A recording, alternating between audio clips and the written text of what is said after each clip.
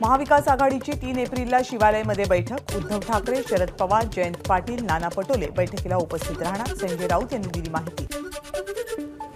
प्रकाश आंबेडकर यांच्या आरोपांवर संजय राऊतांची सौम्य प्रतिक्रिया। प्रकाश आंबेडकरांनी आमच्यासोबत यावं ही आमची इच्छा, आंबेडकरांना थेट उत्तर देणं राऊतांनी टाळलं।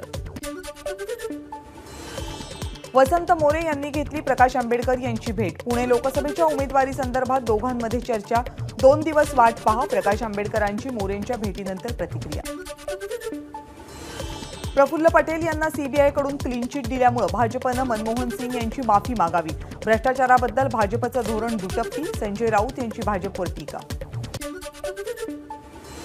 संजय राऊतांमुळे लवकरच काँग्रेस महाविकास आघाडीतून बाहेर पडेल। खऱ्या अर्थानं संविधानाचे मारेकरी संजय राऊत आहेत, नितेश राणेंची टीका। सातारा लोकसभेच्या रिंगणातून विद्यमान खासदार श्रीनिवास पाटील यांची माघार। तब्येत व्यवस्थित ठीक नसल्यामुळे निवडणूक लढवू इच्छित नाही, श्रीनिवास पाटील यांनी पवारांना कळवल्याची माहिती। राष्ट्रवादी काँग्रेस शरदचंद्र पवार पक्षाचे माढा आणि साताऱ्याचे उमेदवार 1 ते 2 दिवसात जाहीर होणार। श्रीनिवास पाटील यांनी प्रकृतीच्या कारणास्तव निवडणुकीतून माघार घेतल्यानंतर शरद पवार यांचं वक्तव्य। आमच्यात कोणतीही नाराजी नाही, अंबादास दानवे आणि मी हातात हात घालून प्रचार करणार। उद्धव ठाकरेंच्या भेटीनंतर चंद्रकांत खैरेंची माहिती। तर इम्तियाज जलील आता कुणीच नाही, विरोधात कुणी असलं तरी त्याला पाडायचंच, खैरेंचा निर्धार। विनायक मेटे यांच्या पत्नी ज्योती मेटे यांच्या राष्ट्रवादी काँग्रेस शरदचंद्र पवार पक्षामध्ये प्रवेशाचा निर्णय आज किंवा उद्या होण्याची शक्यता। पक्षप्रवेशानंतर उमेदवारी मिळावी अशी मेटे यांची भावना। शरद पवार आणि जयंत पाटील यांच्याशी चर्चा सुरू असल्याची माहिती।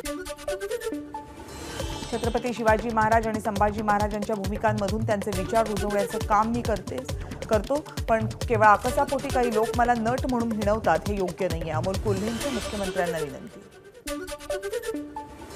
सलग सुट्ट्यांमुळे मतदारांपर्यंत पोहोचण्याची लोकसभा उमेदवारांना संधी। शिरूरमध्ये राष्ट्रवादी काँग्रेस शरदचंद्र पवार पक्षाचे उमेदवार अमोल कोल्हेंनी साधला जनतेशी संवाद। उद्धव ठाकरेंची 5 मे रोजी कणकवलीमध्ये, 4 मे रोजी आदित्य ठाकरेंची रत्नागिरीमध्ये जाहीर सभा। ठाकरे गटाचे उमेदवार विनायक राऊत यांच्या प्रचारासाठी सभांचं आयोजन। सांगलीमध्ये लोकसभेच्या जागांवरून महाविकास आघाडीत धुसफूस कायम। चंद्रहार पाटील यांना ठाकरे गटाची उमेदवारी, पण सांगलीची जागा विशाल पाटील यांच्यासाठी घोषित करावी, नाहीतर आम्हाला वेगळा निर्णय घ्यावा लागेल, काँग्रेस कार्यकर्त्यांचा इशारा।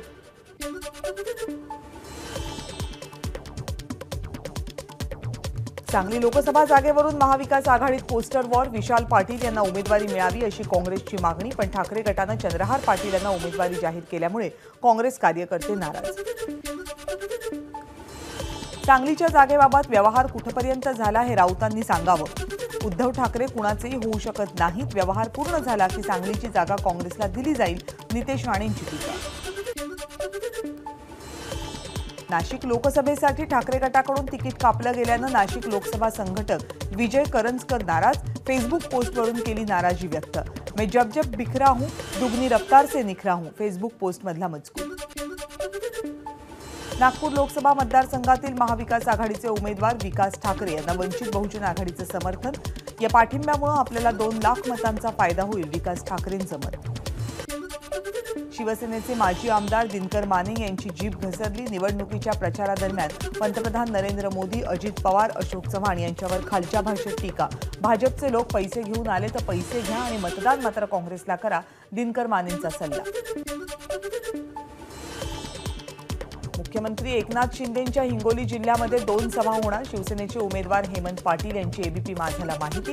पंतप्रधान मोदी आणि योगी आदित्यनाथ यांचीही हिंगोलीमध्ये सभा होणार, पाटील यांची माहिती। उमेदवारी आधीच छगन भुजबळ यांना मतदारसंघातून विरोध। मराठा आरक्षणाला विरोध करणाऱ्या भुजबळांना मतदान न करण्याचं आवाहन करणाऱ्या पोस्ट व्हायरल, तर काही ठिकाणी भुजबळांच्या विरोधात होर्डिंग्स। एबीपी माझा, उघडा डोळे बघा नीट।